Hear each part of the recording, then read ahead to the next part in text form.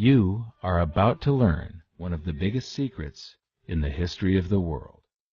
It's a secret that has huge effects for everyone who lives on this planet. Most people can feel deep down that something isn't quite right with the world economy, but few know what it is. Gone are the days where a family can survive on just one paycheck. Every day it seems things are more and more out of control, yet only 1 in a million understand why. You are about to discover the system that is ultimately responsible for most of the inequality in our world today. The powers that be do not want you to know about this, as this system is what has kept them at the top of the financial food chain for the last 100 years. Learning this will change your life because it'll change the choices that you make. If enough people learn it, it'll change the world because it'll change the system. For this is the biggest hidden secret of money. Never in human history have so many been plundered by so few, and it's all accomplished through this, the biggest scam in the history of mankind.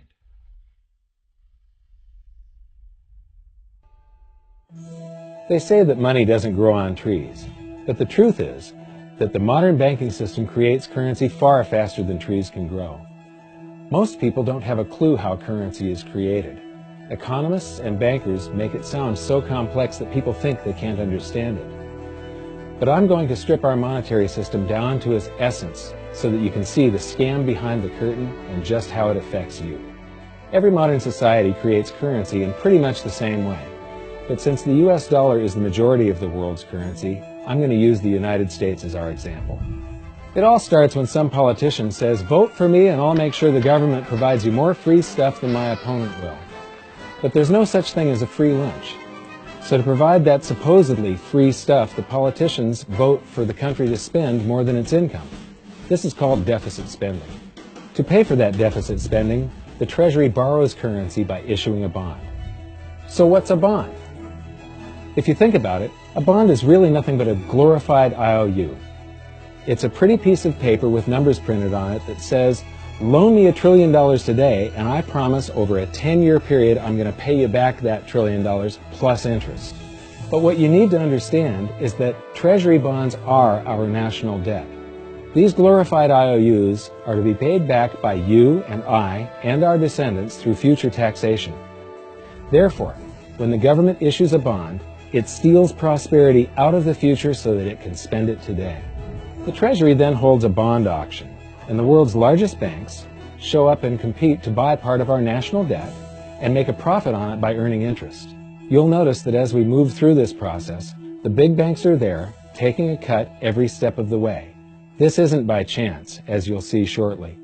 Then, through a shell game called open market operations, the banks get to sell some of those bonds to the Federal Reserve at a profit. To pay for the bonds, the Federal Reserve opens up its big old checkbook and writes bad, bogus, counterfeit checks that should bounce because they're drawn on an account that always has a zero balance. There isn't 1 penny in there. To quote from the Boston Federal Reserve, "When you or I write a check, there must be sufficient funds in our account to cover that check. But when the Federal Reserve writes a check, there is no bank deposit on which that check is drawn. When the Federal Reserve writes a check, it is creating money." The Fed then hands those checks to the banks, and at this point, currency springs into existence. The banks then take that currency and buy more bonds at the next Treasury auction. But what is a check? A check is also an IOU. When you write a check, you're making a note that says, "Here's my IOU for cash. All you have to do is go to the bank and pick it up." Now, it's very, very important that you understand this process, because we're going to come back later and show you the devastating effect this has on you. The Treasury issues IOUs, bonds. The banks then buy those IOUs with currency. The Federal Reserve then writes IOUs, checks, and hands them to the banks in exchange for the Treasury's IOUs, the bonds. And currency is created. So what's really happening is the Federal Reserve and the Treasury are just swapping IOUs, using the banks as middlemen, and abracadabra, presto, currency magically springs into existence. This process repeats and repeats over and over again, enriching the banks and indebting the public by raising the national debt. The end result is that there's a buildup of bonds at the Federal Reserve and currency at the Treasury. This process is also where all paper currency comes from. The Federal Reserve and the government mistakenly call it base money because they didn't watch episode 1 of this series and they don't know the difference between money and currency. But I will correctly refer to it as base currency because it is not money. It is currency, and as we've learned, there is a big difference. Money has to be a store of value and maintain its purchasing power over long periods of time. We learned in episode 1 that earlier in our history, our paper currency was just a claim check. It was a representation for real money of intrinsic value, the gold and silver that was held on deposit at the Treasury. You could walk into any bank and slap your currency, like say a $20 bill, on the counter and redeem it for real money, a $20 gold piece. But now, this base currency that's piling up back here is really nothing but a receipt or a claim check on an IOU, that bond. So it's really nothing but a supply of numbers. The Treasury then deposits the newly created currency into the various branches of the government, and the politicians say, "Hey, thanks for that." And the government does some deficit spending on public works, social programs, and war. The government employees, contractors, and soldiers then deposit their pay in the banks. Now, this may come as a shock to you, but when you deposit your currency with the bank, you're not actually depositing it into an account to be safely held in trust for you. Instead, you're actually loaning the bank your currency, and within certain legal limits, they can do with it pretty much anything they please. This includes gambling in the stock market and loaning it out, at a profit, of course. Now this is where the machine of currency creation really gets cranking, because this is where something called fractional reserve lending comes into play. Fractional reserve lending is exactly what it says. The banks are allowed to reserve only a fraction of your deposit and loan the rest out. Although reserve ratios may vary, I'm going to use a 10% reserve ratio as our example. If you deposit $100 in your account, the bank can legally take $90 of it and loan it out without telling you. The bank must hold $10 of your deposit in reserve just in case you want some of it. These reserves are called vault cash. But why does your bank account still say you have $100 if the bank has stolen $90 of it? Because the bank left IOUs it created, called bank credit, in its place. Now I know this sounds crazy, but here it is in black and white from the Fed.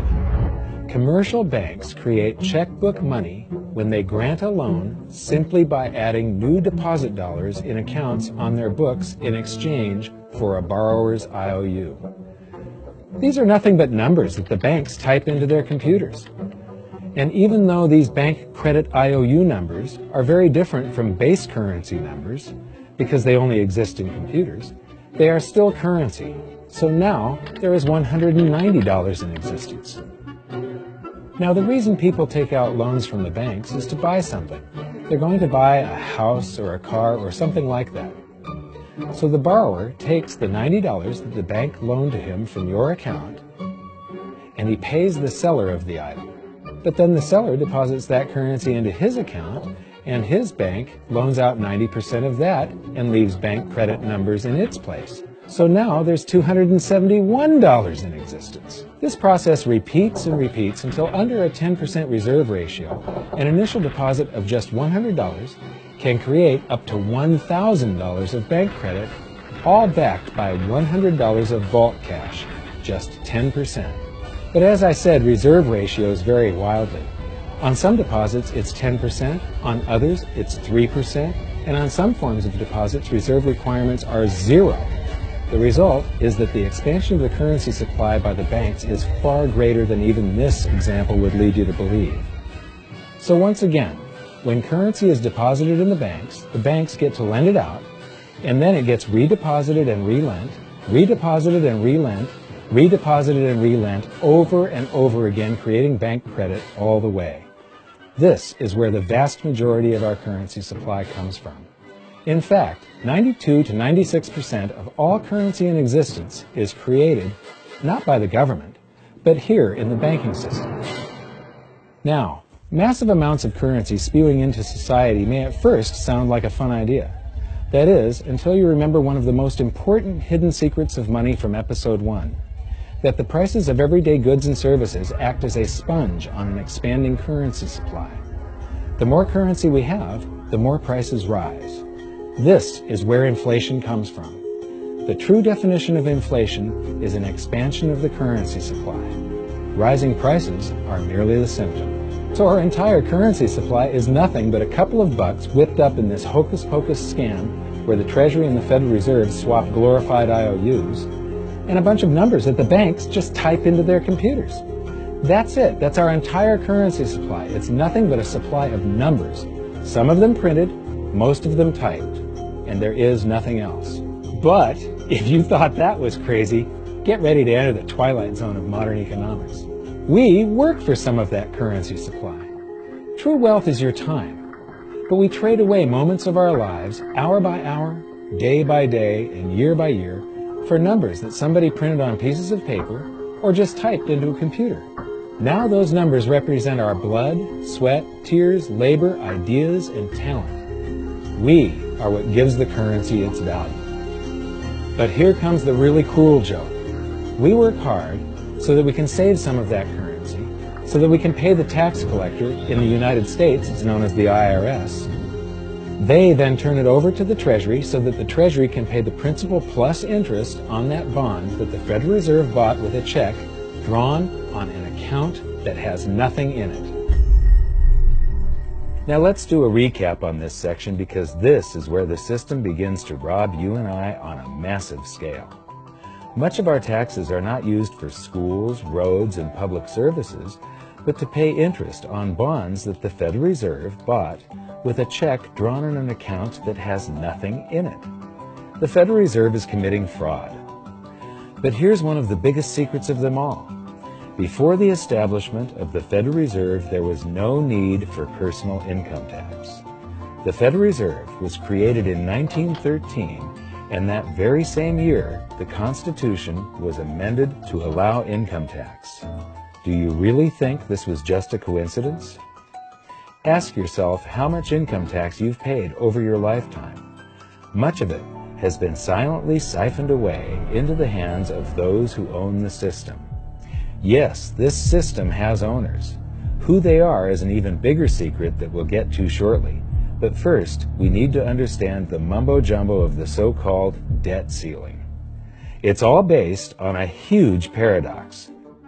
There was interest due on that bond, and there was interest due on every one of those loans that the banks made.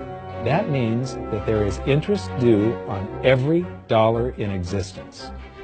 Let me ask you something. If you borrow the very first dollar into existence, and that's the only dollar that exists on the planet, but you promise to pay it back plus another dollar's worth of interest, where do you get the second dollar to pay the interest? The answer is that you have to borrow that one into existence and promise to pay it back with interest as well.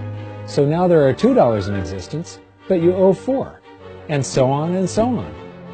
The result is there's never enough currency to pay the debt. There is always more debt in the system than there is currency in existence to pay the debt. Therefore, the whole system is impossible. It is finite. It will come to an end one day. What would happen if the government stopped borrowing to do deficit spending? Are the payments on those treasury bonds going to stop? What would happen if the public stopped borrowing and going deeper into debt? Are your house and car payments going to stop? No. There is a payment due every month on the principal plus the interest on every dollar in existence, and those payments do not stop. If we stop borrowing, then no new currency is created to replace the currency that we used to make those payments.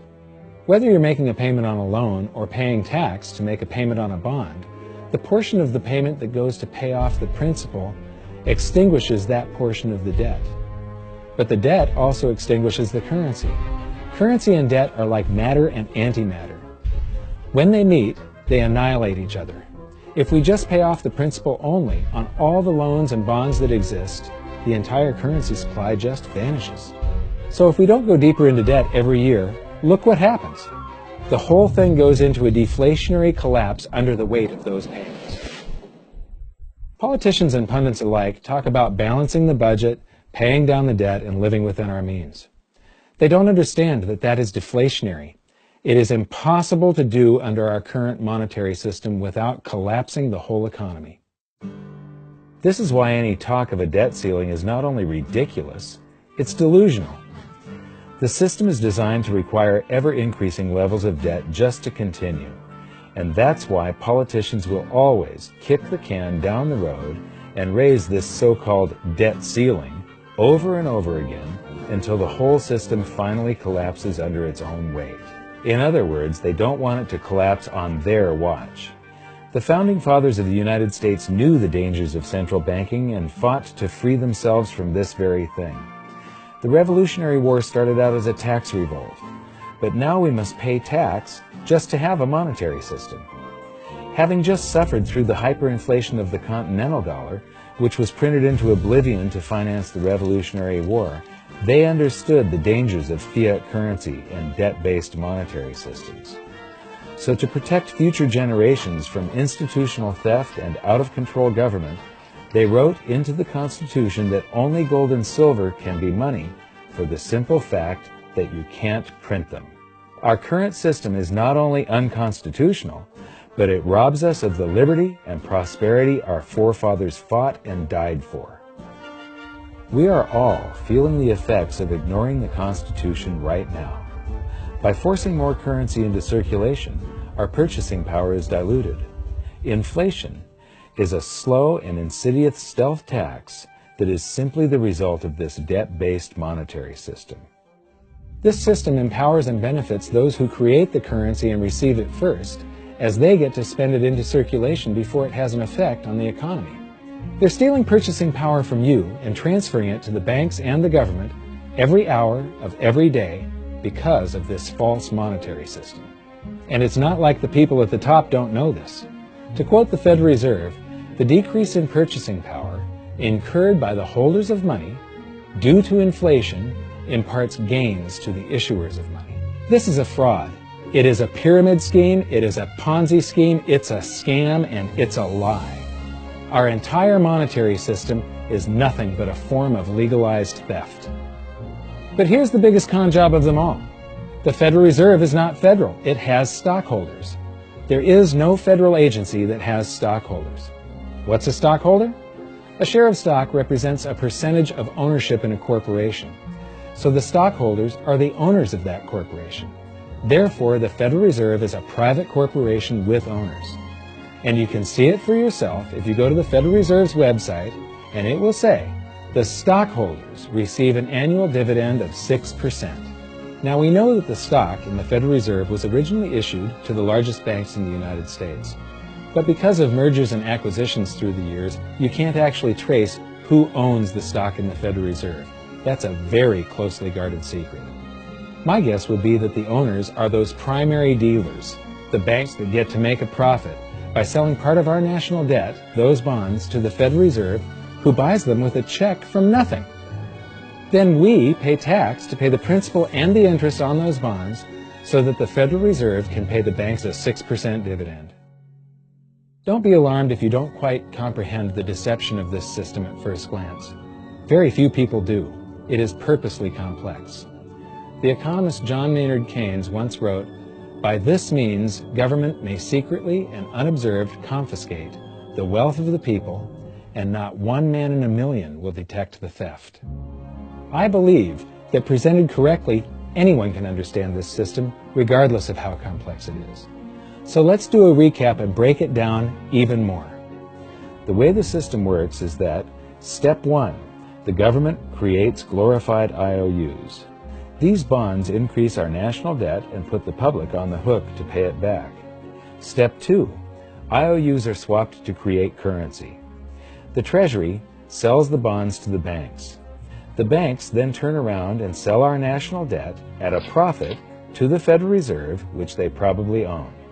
The Federal Reserve then opens its checkbook that doesn't have a penny in it and buys those IOUs with IOUs that it writes, checks, on a checking account that has a zero balance.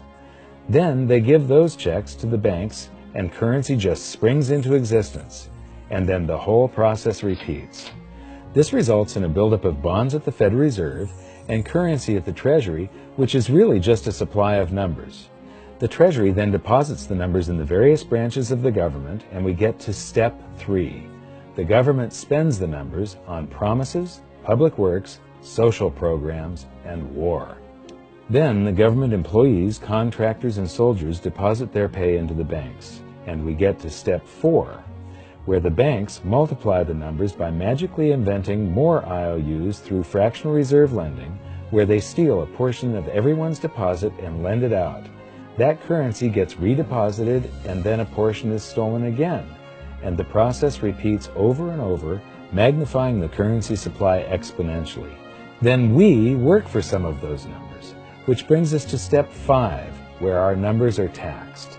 We pay tax to the IRS, who then turns our numbers over to the Treasury, so the Treasury can pay the principal plus the interest on bonds that were purchased by the Federal Reserve with a check from nothing. Then we get to step 6, the debt ceiling delusion. The system is designed to require ever-increasing levels of debt and will eventually collapse under its own weight because politicians always kick the can down the road. They don't want it to collapse on their watch. And finally, step 7, the secret owners take their cut. The world's largest banks own the Federal Reserve. Those banks make a profit selling our national debt to the Fed. They make a profit when the Fed pays them interest on the reserves held at the Fed, and the Fed pays them a 6% dividend on their ownership of the Fed. This system is fundamentally evil. It funnels wealth from the working population to the government and the banking sector. It is the cause of the artificial booms and busts of modern economies, and it causes great disparity of wealth between the rich and the working class. And it is only possible because we no longer use real money, we use currency. But worst of all, it is a form of enslavement. Bond is the root word of bondage. Whenever a government issues a bond, it is a promise to make us pay tax in the future. Nobody asked you if you wanted to pay tax today for the prosperity we all enjoyed in the last century. Nobody is asking our children if they want to work hard in the future to pay for the prosperity we're enjoying now. George Washington once wrote to James Madison, "No generation has the right to contract debts greater than can be paid off during the course of its own existence." By stealing prosperity from tomorrow so we can spend it today, we enslave ourselves and future generations. Now this all sounds pretty bad, but there is great hope, for you are the greatest threat to this false monetary system. This system relies on the public being ignorant of its workings. Please share this knowledge with everyone you know, because an informed public that fully understands the system can build a better future for generations to come. And now I leave you with this quote, widely attributed to a former director of the Bank of England. The modern banking system manufactures money out of nothing. The process is perhaps the most astounding piece of sleight of hand that was ever invented. Banking was conceived in inequity and born in sin. Bankers own the earth. Take it away from them, but leave them the power to create money and control credit, and with the flick of a pen, they will create enough money to buy it back again. But if you want to continue as the slaves of bankers and pay the cost of your own slavery, let them continue to create money and to control credit. This is the Federal Reserve in Washington, D.C. It's located on Constitution Street, and that is just as much of a joke as the New York Fed being located on Liberty Street. Both of them are unconstitutional, both of them limit our liberty, and they transfer wealth away from us every second of every day to the Federal Reserve, to the government, and to the banking sector. You are now among the 1 in a million who can detect the theft of your prosperity. So the big question is, what can you do about it? 1. Watch this video until you can describe and teach it to others. Those who understand this system can make preparations for its unavoidable collapse and protect themselves. History shows that those who don't will probably be wiped out. 2. Share this video with everyone, especially those you care about. All it takes is a mouse click or two to get this message in front of millions. Post this video on Facebook, tweet it, email it to loved ones. Please share it wherever you can. 3. Join the conversation. The current world monetary system is based on a 300-year-old design meant to enrich a few at the expense of the many. In educating ourselves and each other, we can prevent the further loss of our freedoms and maybe, just maybe, win some of them back.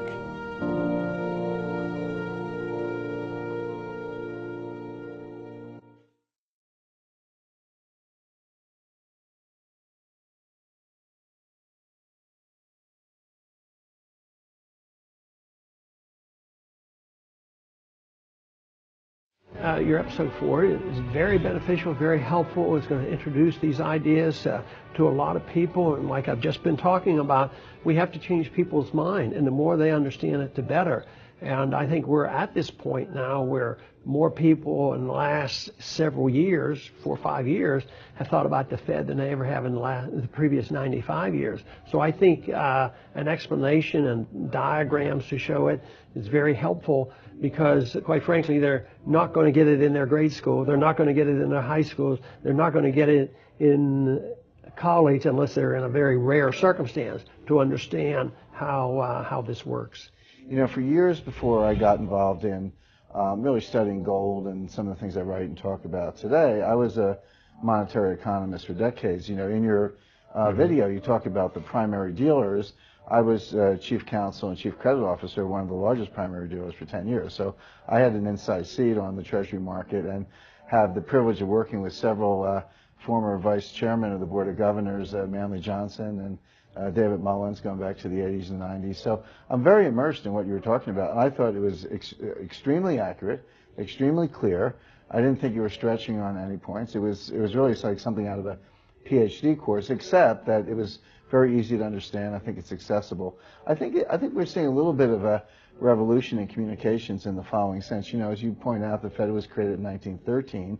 Well, in 1913, there was no web, there was no YouTube, no Twitter. There was really no one to kind of stand up and oppose the Fed or call them out, if you will, or really get into a discussion that everyday Americans could follow. That's not true now with social media and everything else. You can reach out to millions and tens of millions of people and tell them what's going on. I think you've done that. You've done it successfully. I applaud it. I think this is a great video. I look forward to seeing it again. I know millions of people will enjoy it. Well, as we know, the Federal Reserve believes it can create money out of thin air, not realize money is supposed to represent real products and services. And what people don't realize is when the Fed does that, in effect, as Keynes pointed out, it's a form of taxation. It's a form of confiscation. And because people don't see it, the politicos get away with it, but it also undermines social trust. It just is corrosive throughout society. We're going to have a lot of turmoil in the coming years, but it's going to be the kind of turmoil that leads to positive things. So don't despair.